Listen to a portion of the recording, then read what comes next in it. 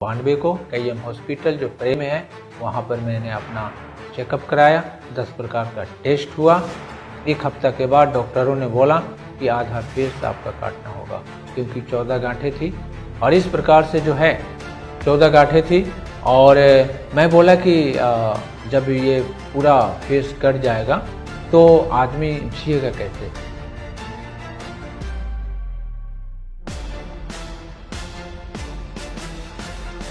आप सबको जय मसीह की।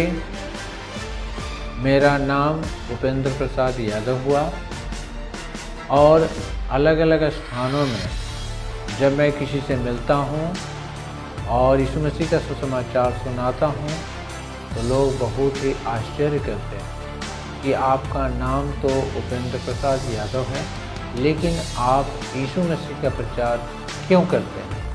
आपको तो अन्य देवी देवताएं जो हमारे हिंदी संस्कृति में हैं उसका प्रचार प्रसार करना चाहिए। प्रियो, मैं अपने जीवन के बारे में कैसे मैंने यीशु मसीह को पाया, इस संबंध में आपको हम बताना चाहते हैं। प्रियो, शुरू से ही हमारी धार्मिक रीति रिवाजों में, पूजा पाठ में काफ़ी रुचि थी और यहाँ तक कहना चाहिए कि अपने जीवन के 12 वर्ष तक मैंने बहुत ही तपस्यापूर्ण जीवन को बिताया, यानी कि बिना स्नान किए, पूजा पाठ किए, खाना नहीं खाना और जितने पर्व त्यौहार होते हैं हिंदू संस्कृति के अनुसार उन सब चीज़ों को करना और यहाँ तक उपवास रहना और अपने शरीरों को भी कष्ट देना, इन सारी चीज़ों को मैं करता रहा और मुझे बहुत रुचि थी। और यहाँ तक कहना चाहिए कि हिंदू धर्म रीति रिवाज जो हैं उसका मैं काफ़ी पालन भी करता था और उसमें जो छुआछूत की भावना होती थी वो भी मेरे अंदर कूट कूट के भरा हुआ था। मैं जो है सब कुछ सामान्य दृष्टि से कभी नहीं समझता था, क्योंकि ऐसी ही उसमें बताई गई थी। और यहाँ तक होता था कि जब मैं खाना खा रहा हूँ या जलपान कर रहा हूँ और यदि कोई नीच वर्ग का व्यक्ति आकर यदि बैठ जाता था मेरे उस बेड पर, तो मैं उसको छोड़ देता था, उस भोजन को, क्योंकि मैं समझता था कि ये अशुद्ध हो गया। प्रियो, इस तरह से मैं हमेशा अपने इष्ट देव का, जैसे श्री राम हुआ, हनुमान जी हुए, कृष्ण हुआ, शंकर जी हुए, संतोषी माँ हुए, इस तरह के लोगों का मैं चालीसा जो है कंठस्थ याद किया था और पूजा आरती करने के बाद ही मैं अन्न और जल को ग्रहण करता था। एक बार की बात है कि मेरे पड़ोस में एक व्यक्ति का श्राद्ध क्रम हो रहा था। आप जानते हैं कि मरने के बाद 13वीं होती है, तो इस प्रकार से जो है उसमें मैं गया था और मैं वहाँ बैठा था और बड़ी श्रद्धा और भक्ति के साथ उन कार्यक्रम को देख रहा था। इसी में देखते हैं कि जो पंडित जी थे उन्होंने उस यज्ञकर्ता को जो है एक थाली में पानी लाने को कहा। उसके बाद उन्होंने उसमें अपना पैर रखा।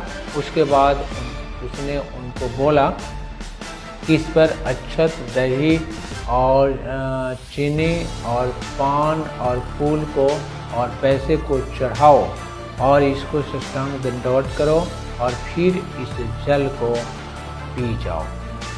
प्रियो, देखने में मुझे बहुत ही आश्चर्य लगा, क्योंकि जिस संस्कृति को मैं मानता था, जिस पंथ को मैं मानता था, उस पंथ के अनुसार बताया गया था हमें कि अन्न देवता है, जल भी देवता है, अग्नि भी देवता है और रुपया तो साक्षात लक्ष्मी ही है। और इन सब चीज़ों को एक मनुष्य के पैर पर चढ़ाया जाना, तो या तो ये देवता लोग बड़े हैं या वो व्यक्ति बड़ा है। और ये संघर्ष मेरे अंदर जारी हो गया। मैं उस दिन कुछ उस पर टिप्पणी नहीं कर सका, क्योंकि मैं सच्चाई से नहीं। प्रियो, जब मैं अपने स्कूल गया, उस समय मैं 5 क्लास में पढ़ रहा था, तो मैं अपने गुरुजन से इसके बारे में पूछा, तो उन्होंने मुझे डांट कर वहाँ से भगा दिया कि अभी तुमको ये सब जानने की ज़रूरत नहीं है और तुम अपनी पढ़ाई में ध्यान दो। प्रियो, उसके बाद मैं अनेक लोगों से इस पर बातचीत किया, लेकिन किसी ने मुझे संतोषजनक उत्तर नहीं दिया, क्योंकि आज मुझे पता चलता है क्योंकि उससे उनकी जानकारी ही नहीं है। हम करते जा रहे हैं, कुछ भी करते जा रहे हैं, और एक भेड़ चाल सी हमारी चाल होती है, उसको हम करते जाते हैं, जो हमारे आदि पूर्वजों ने किया, चाहे उससे हानि हो या लाभ हो, हम उसको नहीं समझ पाते हैं। उसके बाद प्रियो, मेरे अंदर एक सवाल आया, और वो सवाल ये आया कि आखिर यीशु मसीह ऐसा कौन सा व्यक्ति है जो पूरे विश्व को प्रभावित कर दिया। इसलिए इसके विषय में कुछ जानना चाहिए और इसके बारे में कुछ अध्ययन भी करना चाहिए। इस तरह से मैंने जो है इसके बारे में जिज्ञासा प्राप्त की। और उसके बाद क्या हुआ कि मैं अपने कॉलेज में एडमिशन कराया, और वहाँ पर जब हम हॉस्टल की सफाई कर रहे थे रहने के लिए, एक कार्ड गिरा वहाँ से, और वो कार्ड जो था India every home crusade Lucknow का एड्रेस था, और उसमें लिखा हुआ था कि यदि आप प्रभु यीशु मसीह के बारे में और अधिक जानना चाहते हैं तो इस कार्ड को भरकर पोस्ट कर दें, आपको पत्राचार पोस्ट भेजेगा। और जैसे मैंने उस कार्ड को उठाया, मेरा सहपाठी एक झा जी करके थे, जो पंडित वर्ग से आते हैं, और उन्होंने कहा क्या है यादव भाई। मैंने बोला अरे एक कार्ड है। तो नहीं फेंको उसे, यदि इसे पढ़ोगे तो तुम्हारा दिमाग जो है खराब हो जाएगा, है ना। लेकिन मैंने उसको छुपा के रख दिया, मैंने उसके चुपके से भरा और भेज दिया, और उसके बाद वहाँ से पत्राचार कोर्स आया और मैं उसको अध्ययन करने लगा। उसके बाद में मैं रेडियो कार्यक्रम सुनने लगा, लेकिन यहाँ तक मुझे था कि हमारी चीज़ नहीं, ये ईसाइयों का धर्म ग्रंथ है, लेकिन हमें इसके बारे में जानना चाहिए। और उस समय भी हम अपने पूजा पाठ को जारी रखते थे और हमारी खोज जारी थी। लेकिन प्रियो, अगस्त 1987 की बात है, मैं बेहद बीमार पड़ा, और टाइफाइड उस समय बहुत ही नई बीमारी थी, इसलिए उसका इलाज जो है उस समय सरल रीति से नहीं हो पा रहा था, लेकिन मुझे मालूम नहीं था। और इस तरह से मैं अपने कमरे में जहाँ पर रहता था, काफ़ी देवी देवताओं का फ़ोटो लगा के रखा था, और हमेशा उनका पूजा प्रार्थना करता था। और जब मैं बीमार हुआ तो प्रियो, काफ़ी स्थिति खराब हो गई थी। मैंने एक एक लोगों से विनती की कि आप मुझे ठीक कर दीजिए, आप मुझे ठीक कर दीजिए। और ऐसा मैंने लगभग 20 दिन तक किया, लेकिन किसी ने मेरी नहीं सुनी। 21वें दिन में ऐसा हुआ कि मैं उस समय नया नियम पढ़ता था, क्योंकि मुझे डाक से मिला हुआ था, और उसमें लिखा हुआ था यदि मनुष्य अपने पापों का अंगीकार करता है तो उसकी पाप यीशु मसीह क्षमा करते हैं, क्योंकि उसकी कीमत उन्होंने चुकाई है, और वो परमेश्वर का बेटा बेटी बन जाता है, और वो जो परमेश्वर से मांगता है परमेश्वर उसे देता है। प्रियो, हमारी स्थिति बहुत नाजुक थी और हम बहुत कमज़ोर होते चले जा रहे थे, और मैंने पश्चाताप किया, प्रार्थना की, और जैसे मुझे आता था वैसे प्रार्थना की कि प्रभु आप मुझे ठीक कर सकते हैं और आप मुझे ठीक कर दीजिए। मैं जानना चाहता हूँ, सच में आप जीवित परमेश्वर हैं, तो आप अपना जो है आश्चर्य क्रम को हमारे जीवन में कीजिए। और फिर वो ऐसा हुआ कि रात में जब मैं सोया तो एक बुजुर्ग व्यक्ति आता है और सपने में, और बोलता है क्या हुआ, आपका बीमारी ठीक हुआ। मैं बोला नहीं बाबा जी, मेरा बीमारी तो ठीक नहीं हुआ। तो उन्होंने बोला कि आपके पास गत साल का एक पुर्जा है, उस पुर्जा को ले लीजिए और उस पुर्जा से दवा मंगवाइए, आप ठीक हो जाइए। कल होकर मैं उस पुर्जा को अपने पिताश्री को दिया। पिताश्री काफ़ी कठिनाई के बावजूद उस दवा को मात्र 2 खुराक दवा को लाकर मुझे दिए, और मैंने प्रार्थना के साथ 1 खुराक दवा खाया। और उसके बाद सुबह मुझे बहुत ही हल्का महसूस हुआ, और लग रहा था कि अब मुझे फीवर वगैरह नहीं है। मेरी बहन उस समय बहुत सेवा करती थी, और वो प्रतिदिन हमारा देखभाल करती थी। जब वो आती है हमारे पास तो बोलती है कि कैसा तबीयत है। हम बोले कि वैसा ही है। तो उन्होंने मेरे शरीर को छुआ और उन्होंने कहा नहीं, बहुत अच्छा शरीर लग रहा है, कि थर्मामीटर कहाँ है। मैंने बोला कि थर्मामीटर मत लगाइए, क्योंकि थर्मामीटर वही बताएगा 102 से 104। मेरा फीवर प्रियो हमेशा 102 से 104 रहता है। उसके बाद उन्होंने थर्मामीटर लगाया और प्रियो आपको जानकर आश्चर्य होगा कि मेरा टेम्परेचर 96 डिग्री हो गया, मतलब 96। और आज तक अभी भी मेरा टेम्परेचर 96 डिग्री ही है। प्रियो उसके बाद क्या हुआ, मुझे लगा कि दोपहर में फिर बुखार चढ़ सकता है, लेकिन दोपहर में नहीं चढ़ा, फिर शाम को भी नहीं चढ़ा। तो मैं शाम को जितना भी देवी देवता का मैंने फ़ोटो लगाया था अपने रूम में, सबको जो है अपने बहन को बोला, क्योंकि मुझे ताकत नहीं थी उसको उतारने का। बहन को बोला कि सबको दीवार से अलग करो और इसको ले जाकर मांद पर फेंक दो।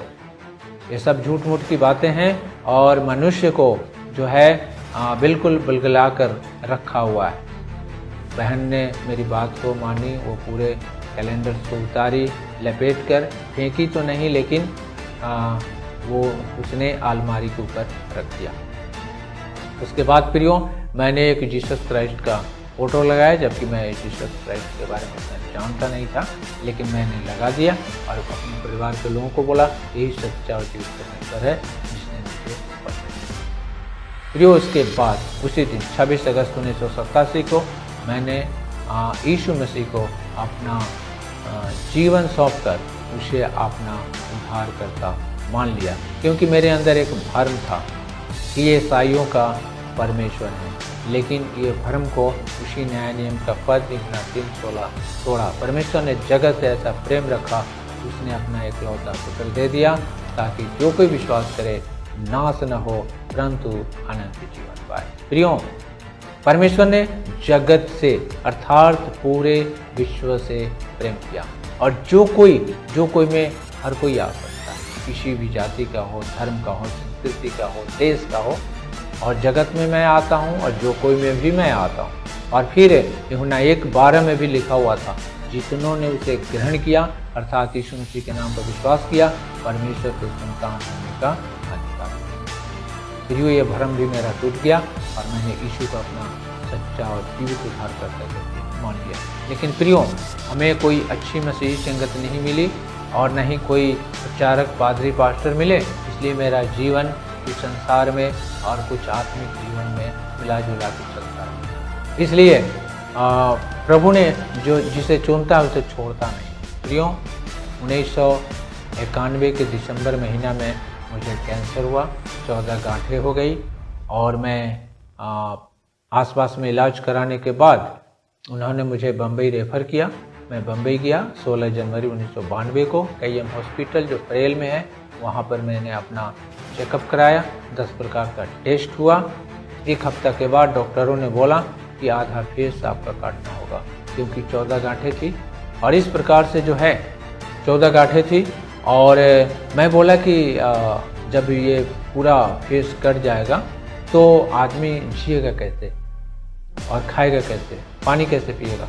उसने बोला नाभि में पाइप सर्जरी करके डाला जाएगा और उसी पाइप से आपको रस दिया जाएगा और उस रस से आपके बिक जाएगा। प्रियो मैंने सोचा ऐसा जीवन जी के क्या होगा। मैं अपने छोटे भाई को भेजा घर पर और मैं बिना हॉस्पिटल से छुट्टी लिए 7 दिन पर मैं वापस घर आ गया। घर आने के बाद मेरे गांव के ही पास में एक जंगली स्थान था, वहीं पर मैं दिन भर अपने समय को बिताया करता था और नया नियम पढ़ता था और प्रार्थना करता था कि प्रभु आप चाहें ठीक है। प्रियो 1 महीना तक कुछ नहीं हुआ और स्थिति बदतर होती गई और चम्मच से पानी भी मुंह में रखने पर पानी अंदर नहीं जाता था, वो पानी गिर जाता था।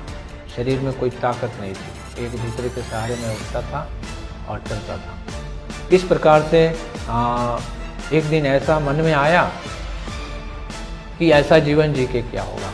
मैं जानता था कि प्रभु तू सामर्थी परमेश्वर है, तू चाहे तो मुझे जीवन दे सकता है, लेकिन यदि ये जीवन तूने दिया तो ये जीवन तुम्हारा होगा, इस पर तेरा अधिकार होगा। और यदि तुमने जीवन नहीं दिया तो मैं आज इस पेड़ पर रस्सी लगा के कूदूंगा और सुसाइड करूंगा, आत्महत्या करूंगा।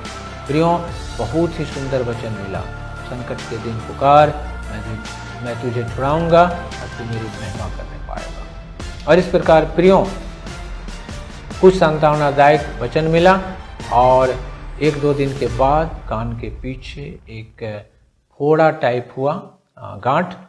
और जब हमारे लोकल डॉक्टर देखे तो उन्होंने बोला, उपेंद्र भाई अब आपका जीवन तो बिल्कुल ख़त्म होने वाला है। तो क्या हुआ? तो ये गांठ फूट जाएगा और गला का घाव दुनिया की कोई ताकत बंद नहीं कर। प्रियो, एक भी व्यक्ति नहीं मिलता था जो मुझे ढाढ़स दे, हिम्मत दे और साहस दे कि आपको कुछ नहीं होगा, आप ठीक हो जाएंगे। लेकिन प्रियो, उसी घड़ी में रेडियो से एक वचन आया, मैं तुम्हें अनाथ नहीं छोड़ूंगा।